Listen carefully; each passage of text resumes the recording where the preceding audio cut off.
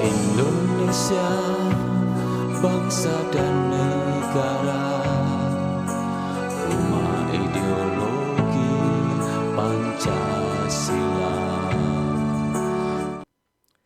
Bismillahirrahmanirrahim. Pemirsa tercinta yang dirahmati Allah Tuhan Yang Maha Esa, bersua kembali di kanal Hikmatologi.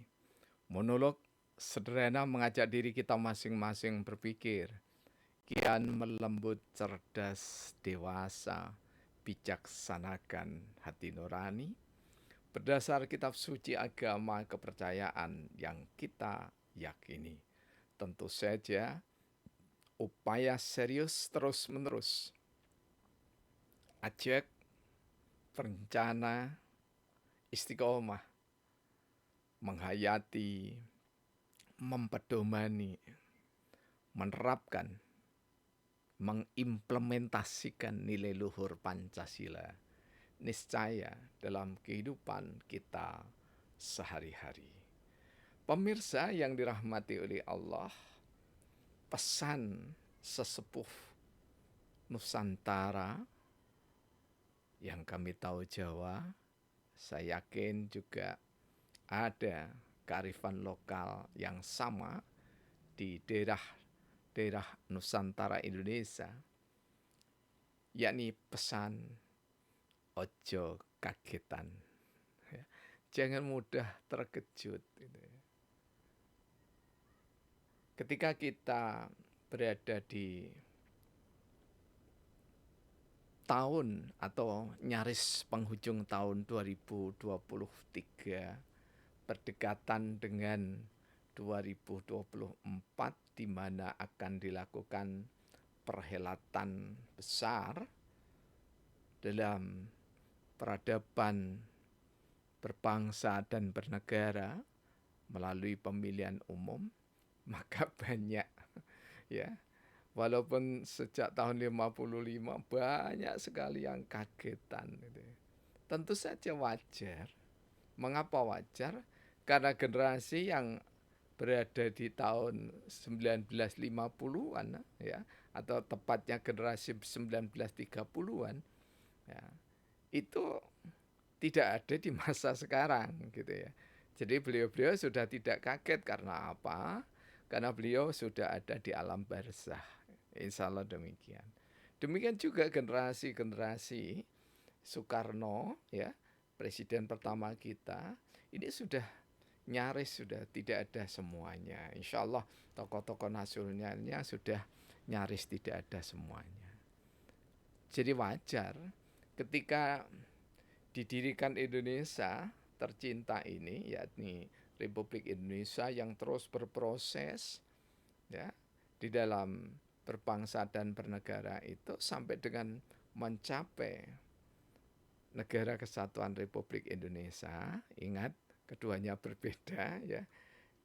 Republik Indonesia itu masih belum seperti sekarang. Karena Republik Indonesia itu mengalami satu proses panjang yang berkesinambungan. Ya. Jadi proses panjang menuju Negara Kesatuan Republik Indonesia gitu ya. Jadi tidak tiba-tiba ada Negara Kesatuan Republik Indonesia. Kami ingatkan sekali lagi, Mosi Integral Muhammad Natsir itulah yang menandai insya Allah tanggal 3 April 1953, mudah-mudahan saya tidak salah sebut ya. Itu yang menandai proses Negara Kesatuan Republik Indonesia. Jadi wajar kalau sekarang juga generasinya kagetan. Tetapi menjadi sangat ya kurang arif ketika kita ini terus kaget gitu. Jadi orang-orang, tokoh-tokoh nasional yang di atas kami, yang sekarang usianya sudah 70 tahun lebih begitu, masih kaget-kaget. Ini aneh ya. Mengapa aneh? Karena juga tidak jarang orang yang kaget itu adalah orang-orang yang sudah berkiprah di mesin-mesin politik resmi, artinya di dalam sistem pemerintahan Republik Indonesia. Lah ya gini ya, ini kalau kita pakai bahasa Jawa. Lah ya kok ya masih kagetan gitu loh ya. Mengapa kagetan ya? Karena kalau kita cari akarnya ya, akar permasalahannya, kalau kita terbiasa berpikir secara kualitatif atau grounded ya, ini adalah miskinnya Iqra bismi rabbik. Ini kalau di dalam eh, kosakata ayat-ayat suci Al-Quran. Jadi tidak membaca politik itu dengan kesadaran bertuhan. Ini bukan milik umat Islam saja, karena ketika kita berbicara Pancasila, maka ketika kita belajar politik, ketika kita belajar memahami, menghayati ilmu politik, maka orang itu harus sadar bahwa seseorang warga negara mampu membaca, mengingat, mencari data, menganalisis sesuai dengan siasah atau ilmu politik, maka itu adalah berkat Tuhan yang Maha Esa. Ini kalau di dalam Islam, Iqra bismi rabbik. Jadi kesadaran yang sangat hebat itu kalau dibangun, maka mau pemilu ibaratnya ya, mau pemilihan umum ibaratnya sehari 5 kali ya tidak ada masalah, karena nggak kaget itu ya, tidak kaget sama sekali. Mengapa? Karena ketika kita berbicara politik, maka berbicara tentang keadilan, berbicara tentang kebijaksanaan, berbicara tentang peradaban, berbicara tentang persatuan, berbicara tentang perikemanusiaan, berbicara tentang hikmat, berbicara tentang keterwakilan dari aspirasi rakyat, berbicara tentang keadilan sosial bagi seluruh rakyat Indonesia. Jadi tidak ada yang tabu untuk dibicarakan.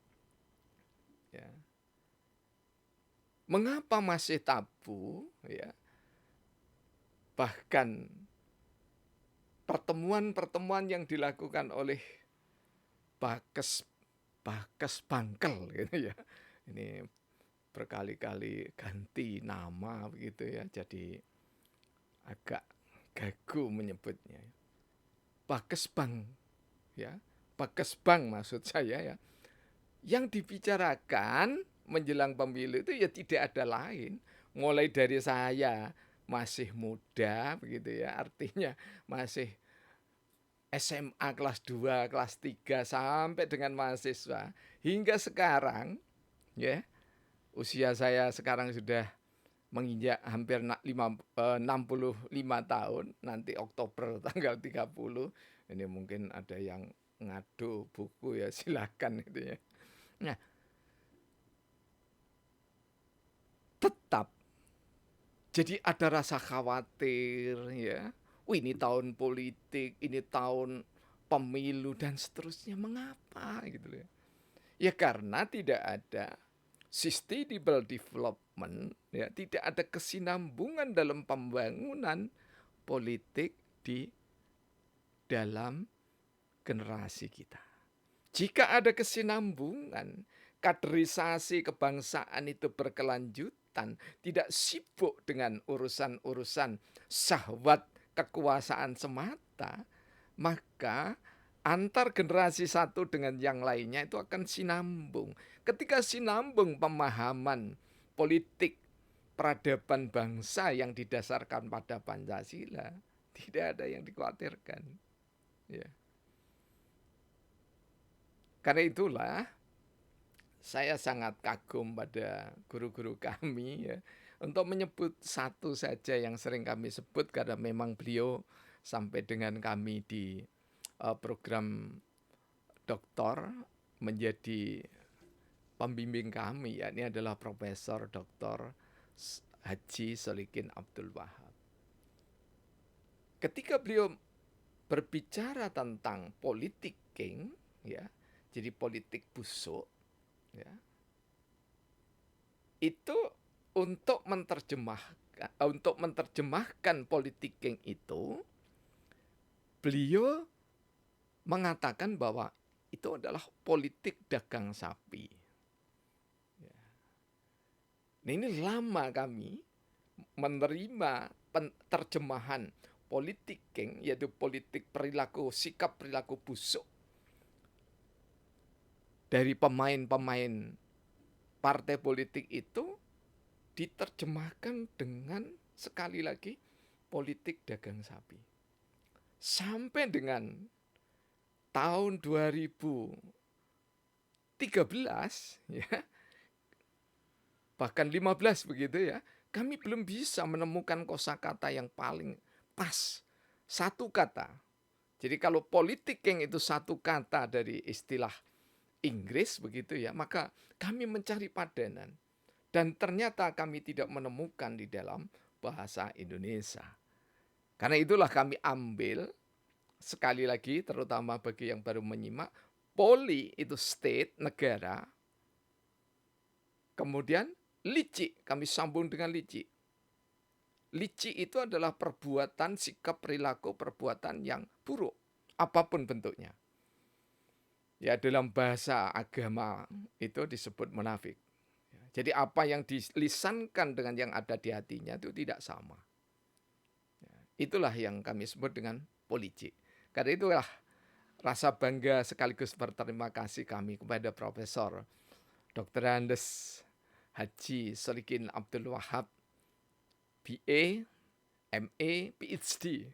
Ya. Terakhir beliau adalah kepala program studi doktor di Fakultas Ilmu Administrasi Universitas Brawijaya Malang yang sudah kapundut, jadi beliau sudah wafat ya. Jadi kalau ada hal-hal yang baru ya kami sampaikan, sebenarnya itu adalah pengelanaan atau safari yang cukup panjang melalui para mentor atau mursid politik kami gitu ya. Nah, di antara mursid yang tidak langsung itu adalah kami ya sejak awal membekali diri kami di tahun 1977 ya. Ketika kami masih SMA itu kami sudah memegang, ini ada di belakang kami, karya dari Profesor Miriam Budiharjo, Dasar-dasar Ilmu Politik. Ya.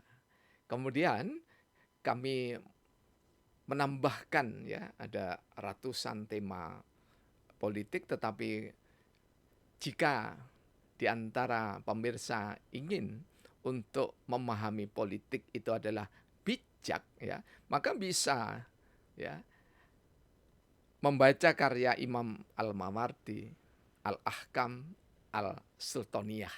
Ya. Kemudian bisa juga karya dari sang legend ya. Hujatul Islam Imam Al-Ghazali, nasihat untuk para penguasa. Kemudian bisa juga membaca karya saudara kita Muhammad Iqbal, Fikih Siasah, yang sangat tebal dan bagus dalam pengertian bahwa sudah kekinian karyanya, yaitu karya Dr. Taufik As-Sawi ya. Yakni Surah Bukan Demokrasi. Ini kalau sudah diterjemahkan di dalam bahasa Indonesia. Dan kami ya mempedomani sejak tahun 1980 itu adalah karya dari Profesor Solikin Abdul Wahab, yakni adalah teori sosial politik. Jika kita melacak dari 5 karya itu saja, maka kita tidak pernah akan bisa membuat simpulan bahwa politik itu jelek. Ya. Apalagi ada seruan ini ya. Ini saya baru saja menerima dari Dewan Masjid Indonesia ya, yang ditandatangani oleh HM Yusuf Kala dengan Haji Imam Ad-Daruqutni. Ya. Jadi pimpinan pusat Dewan Masjid Indonesia. Intinya di sini bahwa masjid itu tidak boleh dipakai politik praktis. Ya. Jadi agar lingkungan masjid dan seterusnya, musola dan seterusnya disterilkan dari segala bentuk atribut ataupun alat peraga kampanye capres caleg dan seterusnya. Nah, ini kebalikan dari apa yang kami lakukan ya.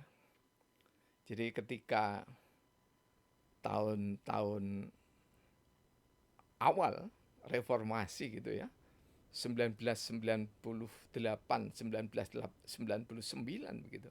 Justru kami mengadakan pengajian di mana seluruh bendera partai politik itu saya kibarkan.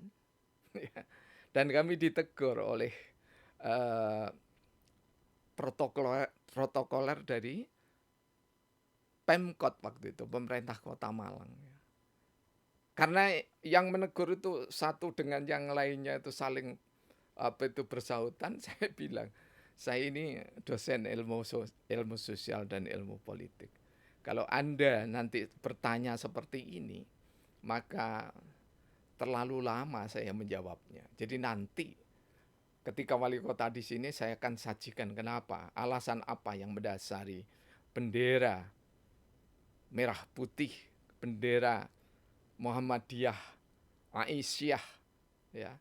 Kemudian Nasyatul Aisyah, bendera Nahdlatul Ulama, kemudian bendera Fatayat, bendera Muslimat. Kemudian diiringi dengan bendera-bendera waktu itu 48 bendera partai politik. Jadi melingkar seperti itu. Ya. Apa yang ingin kami sampaikan pesannya adalah bahwa seluruh bendera-bendera itu sangat dimungkinkan dipilih, dicoblos oleh jamaah yang ada di sekitar Masjid Khadijah Telaket Gang 1. Karena juga di sebelahnya ada Masjid Dimyati. Agak jauh agak ke timur sedikit ada namanya Masjid Yasalam, ada Musola Al-Amin, ada Musola Al-Barokah, ada masjid yang ke barat Al-Ikhlas, kemudian masjid yang besar di Kampung Celaket ini Masjid An-Nur, kemudian agak ke utara sedikit ada Masjid Nurul Huda, ada Musola Al-Mukhlisin, ada Masjid Al-Mukhlisin. Semua kita undang. Takmir-takmir kita undang, kemudian Ansor, Fatayat, Muslimat, NU, Muhammadiyah, Kokam, semua kita undang. Tanpa kecuali. Ya, jadi pengurus-pengurus yang ada di ranting di tingkat bawah, kita undang. Kita beritahukan. Tentang apa? Politik itu adalah kearifan. Politik itu adalah kebijaksanaan. Dengan demikian jika kita berbicara politik praktis, itu bukan pilihlah saya. Ya, jangan pilih dia, apalagi sambil memaki-maki. Itu bukan politik praktis. Tetapi itulah politik. Jadi pekerjaan-pekerjaan orang yang hatinya itu busuk. Kalau tidak busuk, ya, itu bukan pilihlah saya, tapi ini loh kami memiliki program. Kalau di tingkat nasional, ya, kita berbicara nasional, maka beberapa kali kami katakan, setidaknya ini yang ketiga kali, mestinya seorang yang kalau dalam kapasitas sebagai pembicara nasional, maka dia akan mengatakan ini loh rencana strategisnya. Jadi ada renstra. Ini loh rencananya. Ini orang-orang di tingkat pusat berbicara rencana strategis, kemudian di tingkat gubernur, provinsi itu berbicara tentang rencana, kemudian sampai di tingkat bawah kota kabupaten itu berbicara tentang program. Sehingga ada undosuk. Jadi ada tahapan-tahapan. Nah, sekarang itu ya mulai dulu ya, mulai tahun 55 sampai dengan sekarang menjelang pemilihan umum lagi, usia kita sudah hampir 80 tahun Indonesia merdeka, tapi ingat usia politik kita itu belum sampai 20 tahun. Ya, paling tidak belum sampai 25 tahun. Ukurannya ketika kita benar-benar belajar ilmu politik, maka justru kita ini terarifkan. Apalagi jika kita ini belajar ilmu politik lewat terminologi hikmatologi. Karena kita bisa melihatnya Ketika seseorang berbicara hikmatologi, maka dia berangkat dari Immanuel. Immanuel itu kalau di dalam bahasa Pancasila, semua pemeluk agama dan kepercayaan berangkatnya dari keimanan dirinya sendiri. Karena berangkat dari keimanannya, maka iman yang berbeda itu jika berjalan, andai saja harus berpapasan, maka karena dia ada di rel yang berbeda, maka tidak pernah akan konflik, tidak pernah akan tubrukan, tidak pernah akan tertabrak. Karena apa? Masing-masing pemeluk agama dan masing-masing pemeluk kepercayaan itu sudah sibuk dengan sesembahannya semata, sesembahan yang diwujudkan dalam bentuk kitab suci atau apapun namanya, pedoman di dalam kehidupan berbangsa dan bernegara. Ketika masing-masing anak bangsa ini ada di dalam lingkungan agama dan kepercayaannya, maka tidak akan ada yang menista. Siapakah yang menista? Yang membuli, yang memusuhi. Mereka adalah orang-orang yang masih belum bertuhan secara sempurna. Bertuhan secara sempurna itu bukan berarti tidak punya dosa. Bertuhan secara sempurna itu adalah meyakini Tuhan yang diyakini berdasar agamanya, tetapi menghormati siapapun yang memiliki agama dan kepercayaan. Memang ini hal yang ideal, tetapi hal yang ideal ini harus diwujudkan dalam bentuk nyata. Kami tidak pernah tabrakan, ya, baik ketika kami ada di Universitas Brawijaya Televisi, ya, kemudian ada mengasuh lama di Dhamma TV, tidak pernah ada saling caci, meskipun di situ ditampilkan tokoh-tokoh agama dan kepercayaan. Mengapa? Karena kita sudah selesai dalam meyakini Tuhan kita. Artinya selesai itu adalah kita sudah tidak sibuk lagi untuk melihat keyakinan, kepercayaan, agama saudara kita. Kita selalu tersenyum dengan hati yang tulus bahwa agama saudara kita itu adalah benar menurut mereka. Dan agama kita adalah benar menurut kami. Jadi supaya kita tidak gagap begitu ya dalam berpolitik, maka ya mohon maaf ya,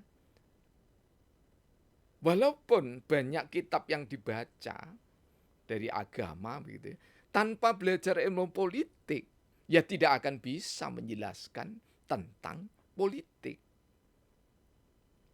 Karena itulah saya mengatakan ini kedua kalinya, butuh juga mursyid politik gitu loh ya. Jadi kalau kita pakai mau istilah-istilah yang agak mentereng begitu ya, mursyid politik itu dibutuhkan. Siapa yang butuh?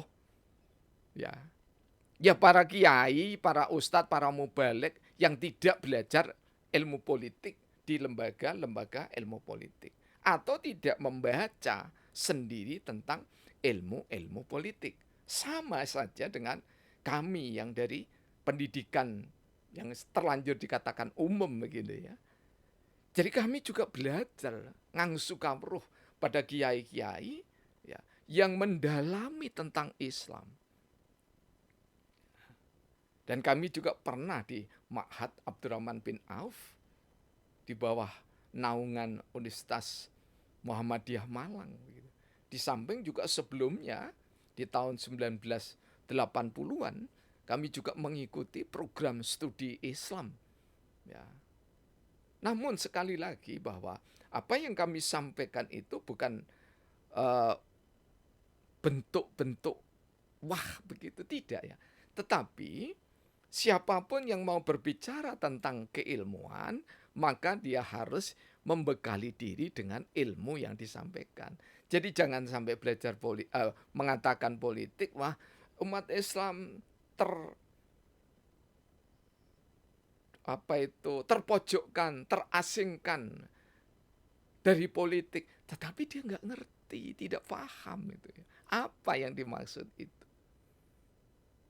Bahkan ada yang miris sekali mengatakan bahwa pendidikan ini, pendidikan ini, pendidikan ini, semua yang dalam tanda petik dikelola Islam itu ya, umat Islam dikatakan miskin. Ini ngomong apa seperti ini ya? Nah, mestinya kalau kita itu ingin hidup berbangsa, bernegara, benar-benar menjunjung tinggi Pancasila, Bhinneka Tunggal Ika, maka mari kita ya sesekali duduk bersama begitu. Ya, jangan hanya mengumpul gitu ya, tokoh-tokoh agama dengan tokoh-tokoh agama. Kemudian rakyat seperti kita ini tidak pernah diundang begitu ya. Lah terus habis gitu kalau tokoh dengan tokoh ketemu ya sudah selesai. Ya. Kenapa dianggap selesai? Mengapa dianggap selesai? Ya karena mereka sudah saling toleransi. Nah yang di bawah itu perlu. Apalagi saudara-saudara kita yang masih muda itu ya, yang sering ada di panggung-panggung khutbah begitu ya, maka pembekalan ilmu politik itu niscaya. Bahkan kami memiliki satu gagasan begitu ya. Belajar filsafat dan ilmu politik serta sejarah kebangsaan itu mestinya wajib. Wajib bagi siapa? Bagi seluruh anak bangsa Indonesia. Setidaknya itu. Dari sejarah kita tahu akar budaya politik Indonesia. Nah, kemudian dari ilmu politik kita akan memahami apa sebenarnya politik itu. Dengan ideologi kita bisa mengetahui dasar negara yang sebenarnya. Jadi menuju negara paripurna karya dari Profesor Yudi Latif PhD itu ya, sangat bagus sekali. Itu mestinya menjadi bacaan wajib di rumah tangga orang-orang Indonesia. Kenapa? Kalau toh tidak semua ya, maka setidaknya satu RT itu ada satu. Kemudian ada yang bisa menjelaskan, mungkin guru kewarganegaraan atau guru Pancasila. Syukur kalau dosen Pancasila atau dosen ilmu politik yang memahami Pancasila. Sehingga kita itu tidak gagap begitu ya. Politik praktis tidak boleh di masjid. Yang tidak boleh itu politik gitu ya. Politik praktis dalam pengertian menyampaikan gagasan, menyampaikan ide, itu keniscayaan. Bahkan ini saya meskipun dikatakan impossible ya, saya meyakini ada suatu saat nanti ada presiden yang mampu memutuskan bahwa setiap perjamuan agung di gereja, di masjid, di pura, di kelenteng, di vihara, dan di tempat-tempat ibadah kepercayaan saudara-saudara kita menjadi niscaya pendidikan politik kebangsaan. Sampaikanlah rencana strategis, rencana program, sehingga tidak perlu lagi ada penataran, pelatihan, kecuali memang tenaga-tenaga yang harus benar-benar memiliki skill.